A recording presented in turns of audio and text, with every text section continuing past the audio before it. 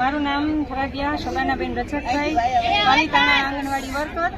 અમે કાલે જે આવેદન આપ્યું 3 દિવસ તાળાબંધીનું, એમાં આજે પહેલો દિવસ છે. અમારો પાલિતાણા તાલુકો આખો જોડાઈ ગયો છે અમારી સાથે. અમે બધા બહેનો આજે હાજર છીએ અને આજે પહેલો દિવસ અમે અહીંયા ઓફિસમાં ધરણામાં છીએ. આવતીકાલે જિલ્લામાં અમે ઓફિસમાં જશું, પીઓ ઓફિસમાં ધરણા કરશું. આવતીકાલે પહેલો દિવસ અમારો આજનો અહીંયાનો છે આઈસીડીએસ. આપણી માંગ શું છે? અમારી માંગ તો અમને તો પેલા કાયમી કર્મચારી કરે, બરાબર, મોબાઈલ પ્રોવાઈડ કરે અને આ થોડું ઓનલાઈન કામગીરીનું ભારણ છે એ થોડું ઓછું કરે, જેથી કરીને અમે અમારા બાળકોમાં ધ્યાન દઈ શકીએ.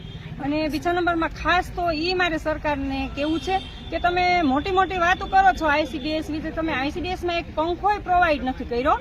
એ બાળકોને જે પંખો છે ને એ અમારા વર્કર બહેનો એના ખર્ચે લે છે. આંગણવાડીમાં જેટલું વાસણ છે, બાળકોને જમાડવાની ડીશો છે, એ તદ્દન વસ્તુ અમારી વર્કર બહેનોએ વસાવેલી છે. સરકારે કોઈ વસ્તુ પ્રોવાઈડ નથી કરી. સરકારે ખુરશી નથી આપી.